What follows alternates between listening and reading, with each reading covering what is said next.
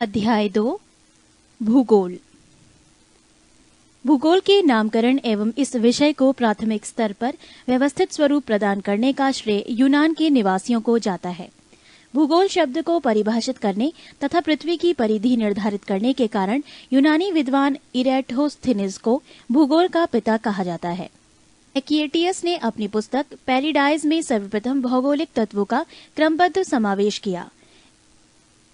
इरेटोस्थेनिस ने भूगोल के लिए सर्वप्रथम जियोग्राफिका शब्द का प्रयोग किया। एनेक्सिमेंडर प्रथम व्यक्ति था जिसने विश्व का मानचित्र मापक पर बनाया।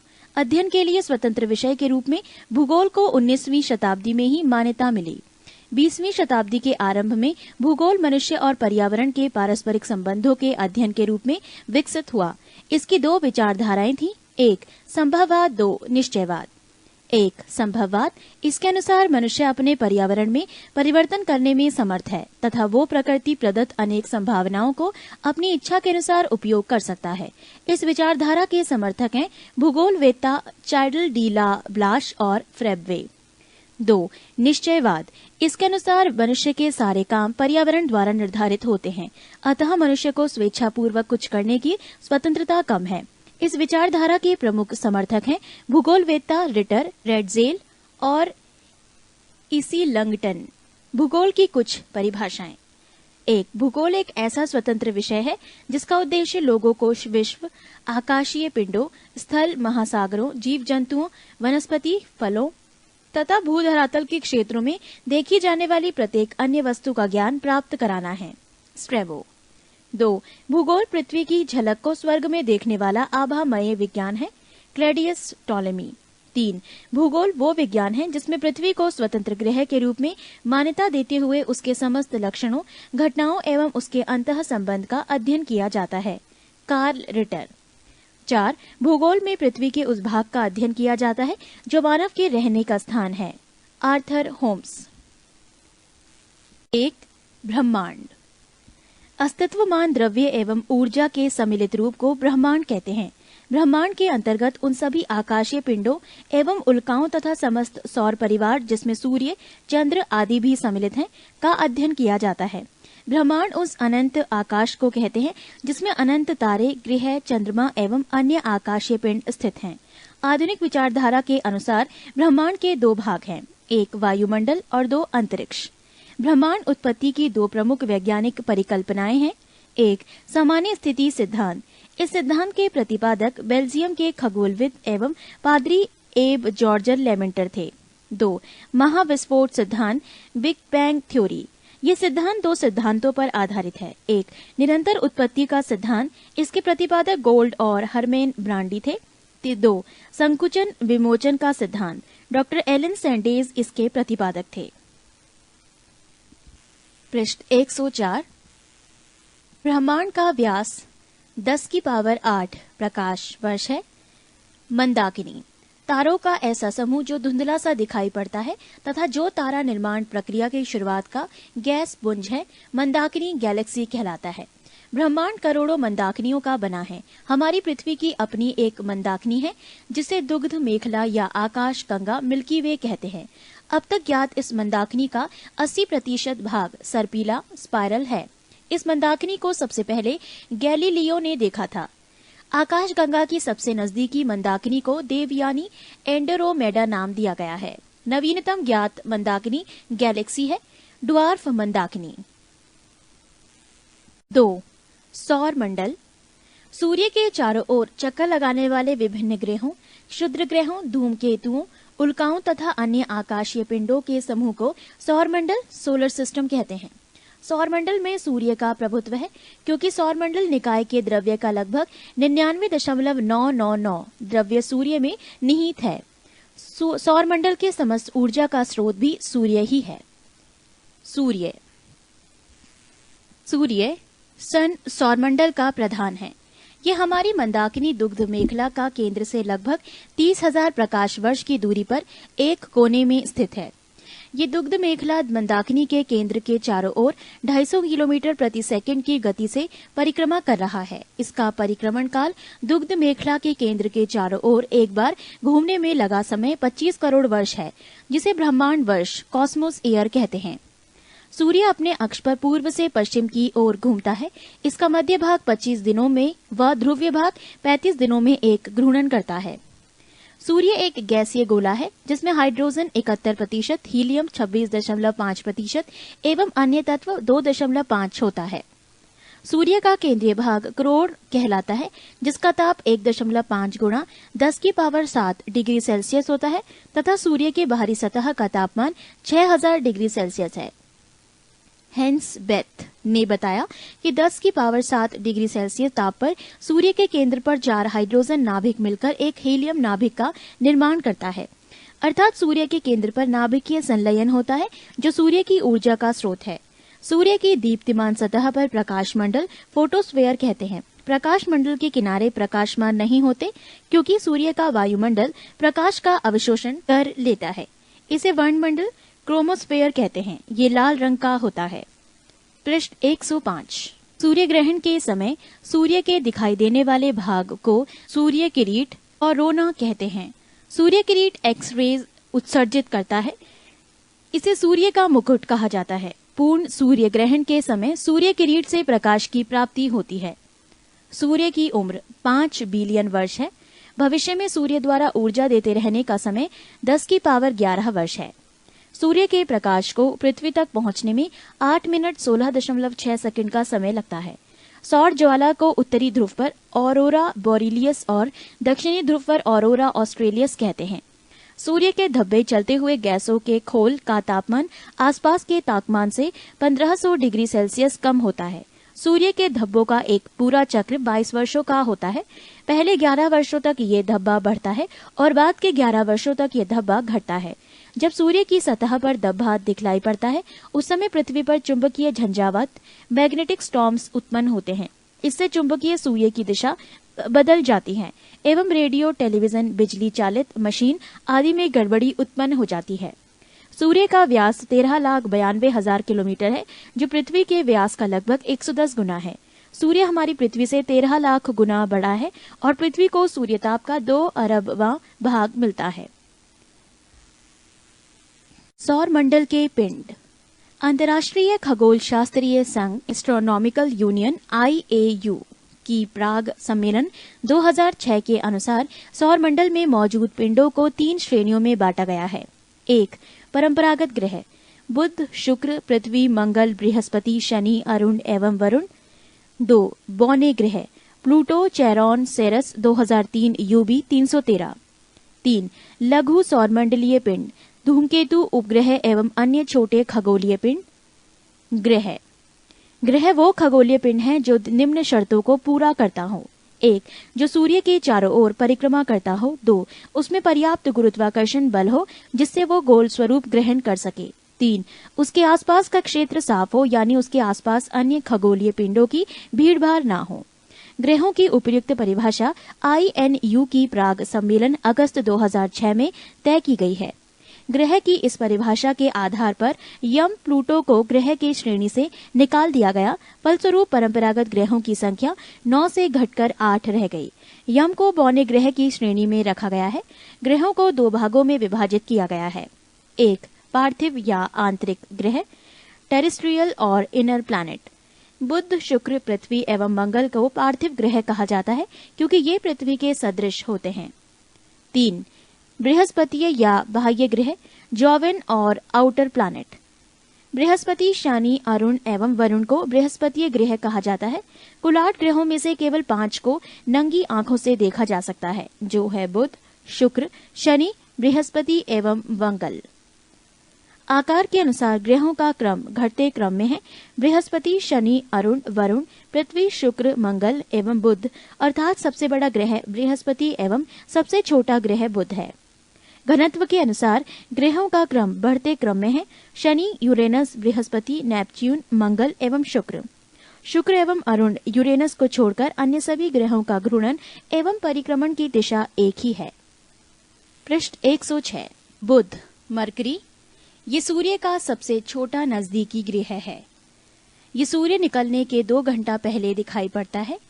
ये सबसे छोटा ग्रह है जिसके पास कोई उपग्रह नहीं है। इसका सबसे विशिष्ट गुण है इसमें चुंबकीय क्षेत्र का होना। ये सूर्य की परिक्रमा सबसे कम समय में पूरी करता है।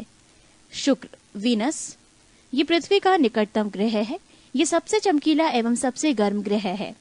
इसे सांझ का तारा या भोर का तारा कहा जाता है। ये अन्य ग्रहों के विपरीत दक्षिणावर्त एंटी क्लॉकवाइज चक्रण करता है। इसे पृथ्वी का भगिनी ग्रह कहते हैं।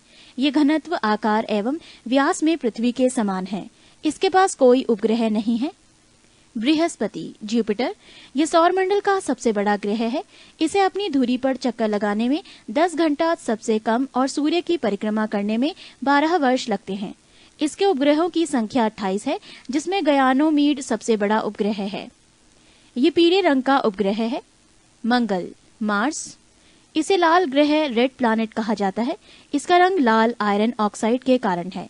यहाँ पृथ्वी के समान 2 ध्रुव हैं तथा इसका कक्षा तली 25 डिग्री के कोण पर झुका हुआ है, जिसके कारण यहाँ पृथ्वी के समान ऋतु परिवर्तन होता है। इसके दिन का मान एवं अक्ष का झुकाव पृथ्वी के समान है। ये अपनी धुरी पर 24 घंटे में एक बार पूरा चक्कर लगाता है। इसके 2 उपग्रह हैं, फोबोस और डीमोस। सूर्य की परिक्रमा करने में इसे 687 दिन लगते हैं। सौरमंडल का सबसे बड़ा ज्वालामुखी ओलिपस मेसी एवं सौरमंडल का सबसे ऊंचा पर्वत निक्स ओलंपिया, जो माउंट एवरेस्ट से 3 गुना अधिक ऊंचा है, इसी ग्रह पर स्थित है। शनि सैटर्न, ये आकार में दूसरा सबसे बड़ा ग्रह है। ये आकाश में पीले तारे के समान दिखाई पड़ता है। इसकी विशेषता है इसके तल के चारों ओर वलय का होना, मोटी प्रकाश वाली कुंडली। इसके उपग्रहों की संख्या 30 है, जो सबसे अधिक है। शनि का सबसे बड़ा उपग्रह टिटॉन है। ये आकार में बुध के बराबर है। फोबे नामक शनि का उपग्रह इसकी कक्षा में घूमने की विपरीत दिशा में परिक्रमा करता है। अरुण यूरेनस, यह आकार में तीसरा सबसे बड़ा ग्रह है। इसकी खोज 1781 ईस्वी में विलियम हर्शल द्वारा की गई है। इसके चारों ओर 9 वलयों में 5 वलयों का नाम अल्फा, बीटा, गामा, डेल्टा एवं इप्सिलॉन है। ये अपने अक्ष पर पूर्व से पश्चिम की ओर घूमता है, जबकि अन्य ग्रह पश्चिम से पूर्व की ओर घूमते हैं। पृष्ठ 107। यहाँ सूर्योदय पश्चिम की ओर एवं सूर्यास्त पूर्व की ओर होता है। यह अपनी धुरी पर सूर्य की ओर इतना झुका हुआ है कि लेटा हुआ सा दिखलाई पड़ता है, इसीलिए इसे लेटा हुआ ग्रह कहा जाता है। इसके सभी उपग्रह भी पृथ्वी की विपरीत दिशा में परिभ्रमण करते हैं। इसका तापमान 80 डिग्री सेल्सियस है।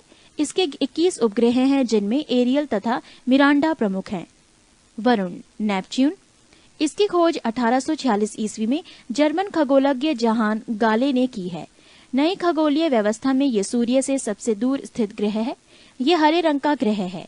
इसके चारों ओर अति शीतल मीथेन का बादल छाया हुआ है। इसके 8 उपग्रह हैं, जिनमें टाइटन प्रमुख हैं। पृथ्वी अर्थ, ये आकार में 5वां सबसे बड़ा ग्रह है। ये सौरमंडल का एकमात्र ग्रह है जिस पर जीवन है। इसका विषुवतीय व्यास 12,756 किलोमीटर और ध्रुवीय व्यास 12,714 किलोमीटर है। पृथ्वी अपने अक्ष पर 23.1/2 डिग्री झुकी हुई है। यह अपने अक्ष पर पश्चिम से पूर्व 1610 किलोमीटर प्रति घंटा की चाल से 23 घंटे 56 मिनट और 4 सेकंड में एक पूरा चक्कर लगाती है। पृथ्वी की इस गति को घूर्णन या दैनिक गति कहते हैं। इस गति से दिन रात होते हैं।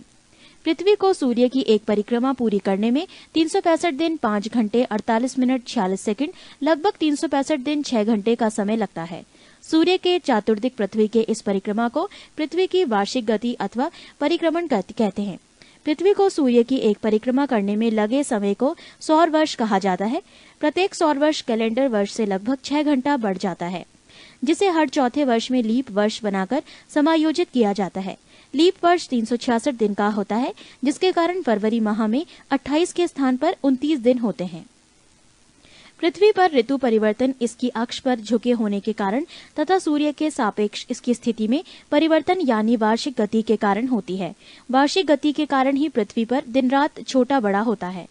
आकार एवं बनावट की दृष्टि से पृथ्वी शुक्र के समान है। जल की उपस्थिति के कारण इसे नीला ग्रह भी कहा जाता है। इसका अक्ष इसकी कक्षा के सापेक्ष 66.5 डिग्री का कोण बनाता है। सूर्य के बाद पृथ्वी के सबसे निकट का तारा प्रॉक्सिमा सेंचुरी है, जो अल्फा सेंचुरी समूह का एक तारा है। ये पृथ्वी से 4.22 प्रकाश वर्ष दूर है। पृथ्वी का एकमात्र उपग्रह चंद्रमा है। नोट: 24 अगस्त 2006 को अंतर्राष्ट्रीय खगोल विज्ञानी संघ IAU की प्राग चेक गणराज्य बैठक में खगोल विज्ञानियों ने प्लूटो का ग्रह होने का दर्जा खत्म कर दिया, क्योंकि इसकी कक्षा वृत्ताकार नहीं है और ये वरुण ग्रह की कक्षा से होकर गुजरती है। नई खगोलीय व्यवस्था में प्लूटो को बौने ग्रह की श्रेणी में रखा गया है। चंद्रमा, मून। चंद्रमा की सतह और उसकी आंतरिक स्थिति का अध्ययन करने वाला विज्ञान सेलेनोलॉजी कहलाता है। पृष्ठ 108। इस पर धूल के मैदान को शांति सागर कहते हैं। ये चंद्रमा का पिछला भाग है जो अंधकारमय होता है। चंद्रमा का उच्चतम पर्वत लीबनिट्ज पर्वत है जो 3500 फुट यानी 10,668 मीटर ऊंचा है। ये चंद्रमा के दक्षिणी ध्रुव पर स्थित है। चंद्रमा को जीवाश्म ग्रह भी कहा जाता है। चंद्रमा पृथ्वी की एक परिक्रमा लगभग 27 दिन 8 घंटे में पूरी करता है और इतने ही समय में अपने अक्ष पर एक घूर्णन करता है। यही कारण है कि चंद्रमा का सदैव एक ही भाग दिखाई पड़ता है। पृथ्वी से चंद्रमा का 57% भाग को हम देख सकते हैं। चंद्रमा का अक्ष तल पृथ्वी के अक्ष के साथ 58.48 डिग्री का अक्ष कोण बनाता है। चंद्रमा पृथ्वी के अक्ष के लगभग समानांतर है। चंद्रमा का व्यास 3480 किलोमीटर तथा द्रव्यमान पृथ्वी के द्रव्यमान का लगभग 1/8 है। पृथ्वी के समान इसका परिक्रमण पथ भी दीर्घवृत्ताकार है। सूर्य के संदर्भ में चंद्रमा की परिक्रमा की अवधि 29.53 दिन यानी 29 दिन 12 घंटे 44 मिनट और 2.8 सेकंड होती है। इस समय को एक चंद्रमास या साइनोडिक मास कहते हैं। नक्षत्र समय के दृष्टिकोण से चंद्रमा लगभग 27.1/2 दिन यानी 27 दिन 7 घंटे 43 मिनट और 11.6 सेकंड में पुनः उसी स्थिति में होता है। 27.1/2 दिन की ये अवधि एक नक्षत्र मास कहलाती है। ज्वार उठने के लिए अपेक्षित सौर एवं चंद्रमा की शक्तियों का अनुपात 11:5 है। अपोलो के अंतरिक्ष यात्रियों द्वारा लाए गए चट्टानों से पता चला है कि चंद्रमा भी उतना ही पुराना है जितना पृथ्वी, लगभग 460 करोड़ वर्ष। इसकी चट्टानों में टाइटेनियम की मात्रा अत्यधिक मात्रा में पाई गई है। बौने ग्रह यम, प्लूटो।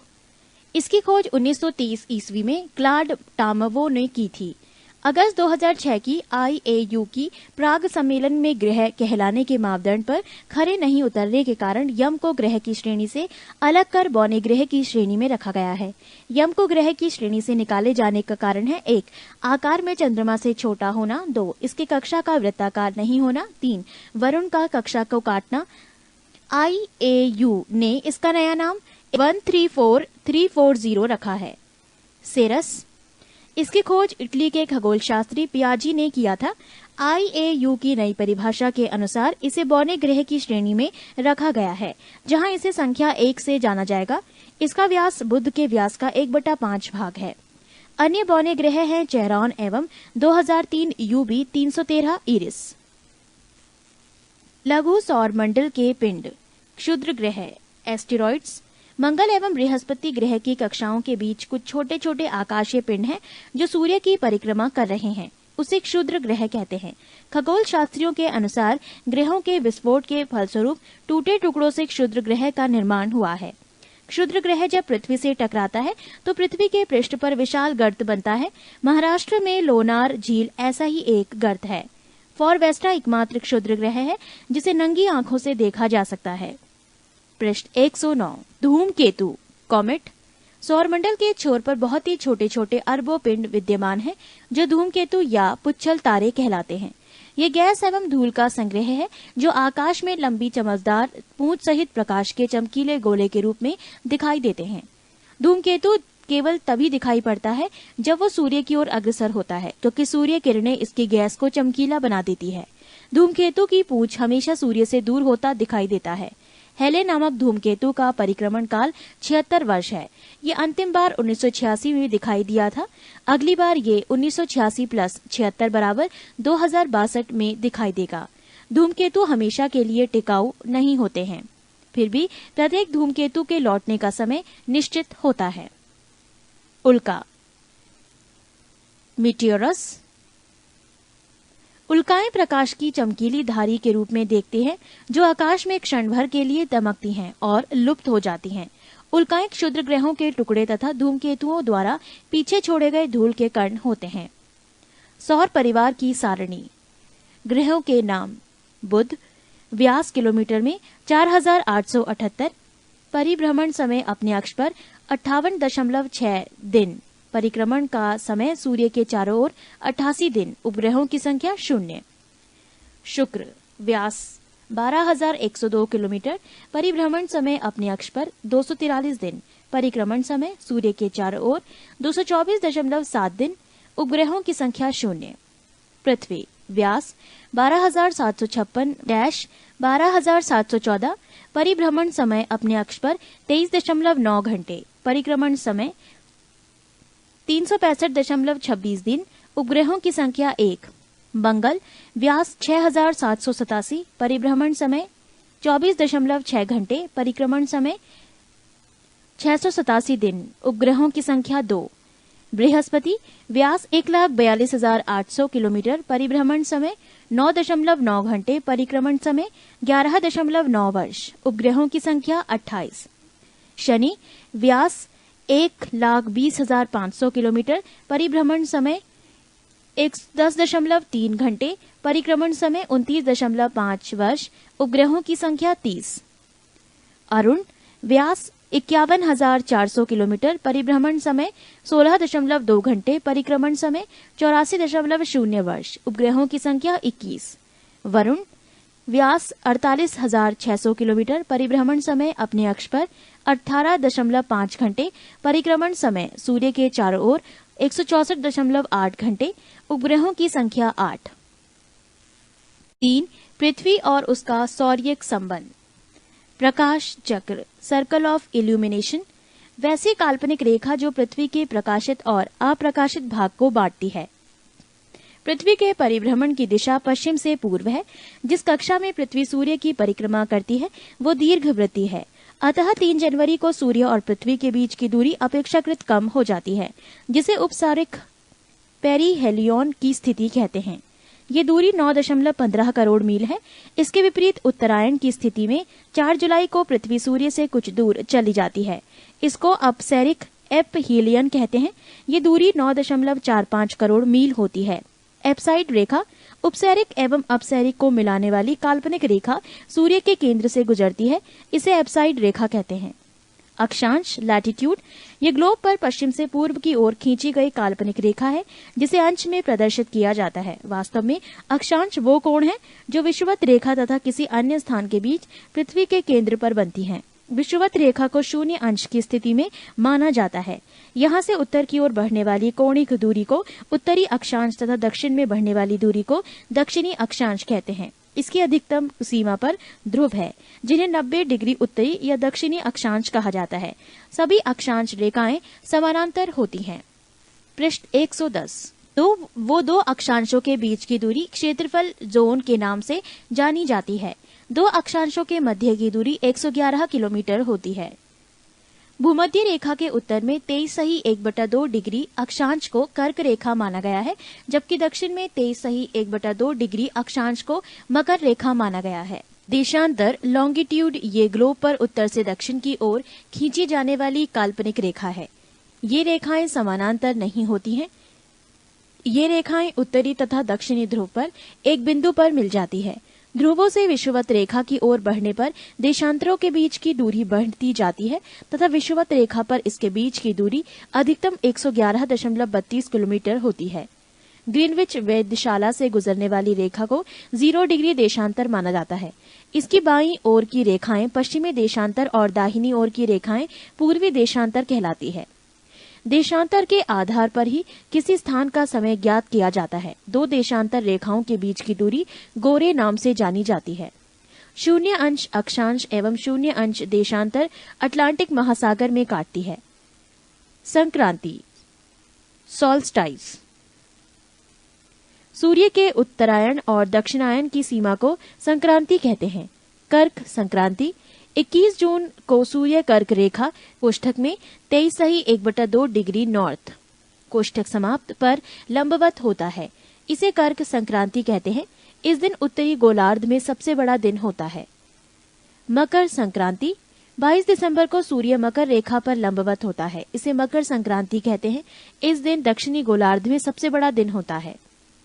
विषुव इक्विनॉक्स ये पृथ्वी की वो स्थिति है जब सूर्य की किरणें विषुवत रेखा पर लंबवत पड़ती है और सर्वत्र दिन एवं रात बराबर होते हैं। 22 सितंबर एवं 21 मार्च को संपूर्ण पृथ्वी पर दिन एवं रात बराबर होते हैं। इसे क्रमशः शरद विष्णु ऑटोमैनल इक्विनॉक्स एवं वसंत विषुव वर्नल इक्विनॉक्स कहते हैं। सूर्य ग्रहण सोलर एक्लिप्सी जब कभी दिन के समय पूर्व सूर्य एवं पृथ्वी के बीच में चंद्रमा के आ जाने से सूर्य की चमकती सतह चंद्रमा के कारण दिखाई नहीं पड़ने लगती है तो इस स्थिति को सूर्य ग्रहण कहते हैं। जब सूर्य का एक भाग छिप जाता है तो उसे आंशिक सूर्य ग्रहण और जब पूरा सूर्य ही कुछ क्षणों के लिए छिप जाता है तो उसे पूर्ण सूर्य ग्रहण कहते हैं। पूर्ण सूर्य ग्रहण हमेशा अमावस्या न्यू मून को ही होता है। चंद्र ग्रहण ल्यूनियर एक्लिप्सी जब सूर्य और चंद्रमा के बीच पृथ्वी आ जाता है तो सूर्य की पूरी रोशनी चंद्रमा पर नहीं पड़ती है। इसे चंद्र ग्रहण कहते हैं। चंद्र ग्रहण हमेशा पूर्णिमा फुल मून की रात्रि में ही होता है। प्रत्येक पूर्णिमा को चंद्र ग्रहण नहीं होता है क्योंकि चंद्रमा और पृथ्वी के कक्षा पथ ऑर्बिट पाथ में 5 डिग्री के अंतर होता है, जिसके कारण चंद्रमा कभी पृथ्वी के ऊपर से या नीचे से गुजर जाता है। एक वर्ष में अधिकतम 3 बार पृथ्वी के उप छाया क्षेत्र से चंद्रमा गुजरता है, तभी चंद्र ग्रहण लगता है। सूर्य ग्रहण के समान चंद्र ग्रहण भी आंशिक अथवा पूर्ण हो सकता है। समय का निर्धारण एक देशांतर का अंतर होने पर समय में 4 मिनट का अंतर होता है। चूंकि पृथ्वी पश्चिम से पूरब की ओर घूमती है, फलतः पूरब की ओर बढ़ने पर प्रत्येक देशांतर का समय 4 मिनट बढ़ता जाता है तथा पश्चिमी जाने पर प्रत्येक देशांतर पर समय 4 मिनट घटता जाता है। अंतर्राष्ट्रीय तिथि रेखा 180 डिग्री देशांतर को अंतर्राष्ट्रीय तिथि रेखा कहते हैं। 1884 ईस्वी में वॉशिंगटन में संपन्न इंटरनेशनल मेरिडियन कॉन्फ्रेंस में 180वें यामियोत्तर को अंतर्राष्ट्रीय तिथि रेखा निर्धारित किया गया है। ऐसा इसलिए किया गया ताकि विभिन्न देशों के मध्य यात्रियों को कुछ स्थानों पर एक दिन का अंतर होने के कारण परेशानी न हो। अंतर्राष्ट्रीय तिथि रेखा आर्कटिक सागर, चुकी सागर, बेरिंग स्ट्रेट व प्रशांत महासागर से गुजरती है। ग्रीनविच मेरिडियन से गणना करते हुए इस रेखा 180वां यामियोत्तर के पूर्व वाले क्षेत्र एक दिन आगे होंगे, या दूसरे शब्दों में इस रेखा से पश्चिमी वाले क्षेत्रों से 12 घंटे आगे होंगे। पृष्ठ 111 जब कोई जलयान पश्चिमी दिशा में यात्रा करते हुए तिथि रेखा को पार करता है तो उसे एक दिन की हानि होती है, क्योंकि इस क्षेत्र में समय 12 घंटे पीछे चल रहा होता है, जैसे सोमवार के बाद रविवार आना। परंतु यदि जलयान पूर्व की यात्रा करते हुए तिथि रेखा को पार करता है तो एक दिन का लाभ होता है। जैसे यदि वो सोमवार को यात्रा प्रारंभ करता है तो तिथि रेखा पार करने पर नए क्षेत्र में बुधवार का दिन उसे प्राप्त होगा। नोट बेरिंग जल संधि अंतर्राष्ट्रीय तिथि रेखा के समानांतर स्थित है। समय जोन व मानक समय विश्व को 24 समय जोनों में विभाजित किया गया है। इन समय जोनों को ग्रीनविच मीन टाइम व मानक समय में 1 घंटे के अंतराल के आधार पर विभाजित किया गया है, अर्थात प्रत्येक जोन 15 डिग्री के बराबर होता है। ग्रीनविच यामियोत्तर 0 डिग्री देशांतर पर है, जो कि ग्रीनलैंड व नार्वोनियन सागर व ब्रिटेन, स्पेन, अल्जीरिया, फ्रांस, माले, बुर्किना फासो, घाना व दक्षिण अटलांटिक समुद्र से गुजरता है। प्रत्येक देश का मानक समय ग्रीनविच मीन टाइम से आधा घंटे के गुणक के अंतर पर निर्धारित किया जाता है। मानक समय स्वेच्छा से चयनित यामियोत्तर का स्थानीय समय होता है, जो एक विशिष्ट क्षेत्र या देश के लिए मानक समय निर्धारित करता है। भारत में 82.1/2 डिग्री पूर्वी देशांतर, जो इलाहाबाद के निकट मिर्जापुर से गुजरती है, के समय को मानक समय माना गया है। ये समय ग्रीनविच मीन टाइम से 5.1/2 घंटा आगे है। अतः जब ग्रीनविच में दोपहर के 12 बजे हो तो उस समय भारत में शाम के 5.1/2 बजेंगे।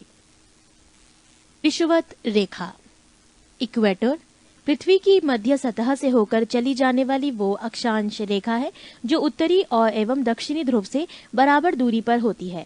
ये 0 अंश की अक्षांश रेखा है। विषुवत रेखा के उत्तरी भाग को उत्तरी गोलार्ध और दक्षिणी भाग को दक्षिणी गोलार्ध कहते हैं। कटिबंध जोन, प्रत्येक गोलार्ध को ताप के आधार पर कई भागों में बांटा गया है। इन भागों को कटिबंध कहते हैं। ये निम्न है। 1. उष्ण कटिबंध ट्रॉपिकल जोन, विषुवत रेखा से 30 डिग्री उत्तर एवं 30 डिग्री दक्षिण का भाग। यहाँ वर्ष में 2 बार सूर्य शीर्ष पर चमकता है। इस भाग का मौसम सदैव गर्म रहता है। 2. उपोष्ण कटिबंध सब ट्रॉपिकल जोन, 30 डिग्री से 45 डिग्री उत्तरी एवं दक्षिणी अक्षांशों के बीच स्थित एक क्षेत्र जहाँ कुछ महीने ताप अधिक और कुछ महीने ताप कम रहता है। 3. शीतोष्ण कटिबंध टेम्परेट जोन, 45 डिग्री से 66 डिग्री उत्तरी और दक्षिणी अक्षांशों के बीच का क्षेत्र। यहाँ सूर्य सिर के ऊपर कभी नहीं चमकता है, बल्कि उसकी किरणें तिरछी होती हैं, अतः यहाँ ताप हमेशा कम रहता है। 4. ध्रुवीय कटिबंध पोलर जोन, 66 डिग्री से 90 डिग्री के मध्य स्थित क्षेत्र जहाँ ताप अत्यंत ही कम रहता है, जिसके फलस्वरूप वहाँ हमेशा बर्फ जमी रहती है। अध्याय 2 भूगोल। भूगोल के नामकरण एवं इस विषय को प्राथमिक स्तर पर व्यवस्थित स्वरूप प्रदान करने का श्रेय यूनान के निवासियों को जाता है। भूगोल शब्द को परिभाषित करने तथा पृथ्वी की परिधि निर्धारित करने के कारण यूनानी विद्वान इरेटोस्थेनिस को भूगोल का पिता कहा जाता है। एक्विटियस ने अपनी पुस्तक पैराडाइज में सर्वप्रथम भौगोलिक तत्वों का क्रमबद्ध समावेश किया। इरेटोस्थेनिस ने भूगोल के लिए सर्वप्रथम जियोग्राफिका शब्द का प्रयोग किया। एनेक्सिमेंडर प्रथम व्यक्ति था जिसने विश्व का मानचित्र मापक पर बनाया। अध्ययन के लिए स्वतंत्र विषय के रूप में भूगोल को 19वीं शताब्दी में ही मान्यता मिली। 20वीं शताब्दी के आरंभ में भूगोल मनुष्य और पर्यावरण के पारस्परिक संबंधों के अध्ययन के रूप में विकसित हुआ। इसकी 2 विचारधाराएं थीं। 1. संभववाद, 2. निश्चयवाद। 1. संभववाद, इसके अनुसार मनुष्य अपने पर्यावरण में परिवर्तन करने में समर्थ है तथा वो प्रकृति प्रदत्त अनेक संभावनाओं को अपनी इच्छा के अनुसार उपयोग कर सकता है। इस विचारधारा के समर्थक हैं भूगोलवेत्ता चार्ल्स डी ला ब्लाश और फ्रेब्वे। 2. निश्चयवाद, इसके अनुसार मनुष्य के सारे काम पर्यावरण द्वारा निर्धारित होते हैं, अतः मनुष्य को स्वेच्छापूर्वक कुछ करने की स्वतंत्रता कम है। इस विचारधारा के प्रमुख समर्थक हैं भूगोलवेत्ता रिटर, रेडजेल और इसी लंगटन। भूगोल की कुछ परिभाषाएं। 1. भूगोल एक ऐसा स्वतंत्र विषय है जिसका उद्देश्य लोगों को विश्व, आकाशीय पिंडों, स्थल, महासागरों, जीव जंतुओं, वनस्पति, फलों तथा भूधरातल के क्षेत्रों में देखी जाने वाली प्रत्येक अन्य वस्तु का ज्ञान प्राप्त कराना है। स्ट्रेबो। 2. भूगोल पृथ्वी की झलक को स्वर्ग में देखने वाला आभामय विज्ञान है। क्लैडियस टॉलेमी। 3. भूगोल वो विज्ञान है जिसमें पृथ्वी को स्वतंत्र ग्रह के रूप में मान्यता देते हुए उसके समस्त लक्षणों, घटनाओं एवं उसके अंतः संबंध का अध्ययन किया जाता है। Carl Ritter. 4. भूगोल में पृथ्वी के उस भाग का अध्ययन किया जाता है जो मानव के रहने का स्थान है। Arthur Holmes. 1. ब्रह्मांड, अस्तित्वमान द्रव्य एवं ऊर्जा के सम्मिलित रूप को ब्रह्मांड कहते हैं। ब्रह्मांड के अंतर्गत उन सभी आकाशीय पिंडों एवं उल्काओं तथा समस्त सौर परिवार जिसमें सूर्य, चंद्र आदि भी सम्मिलित हैं, का अध्ययन किया जाता है। ब्रह्मांड उस अनंत आकाश को कहते हैं जिसमें अनंत तारे, ग्रह, चंद्रमा एवं अन्य आकाशीय पिंड स्थित हैं। आधुनिक विचारधारा के अनुसार ब्रह्मांड के 2 भाग हैं, 1 वायुमंडल और 2 अंतरिक्ष। ब्रह्मांड उत्पत्ति की 2 प्रमुख वैज्ञानिक परिकल्पनाएं हैं। 1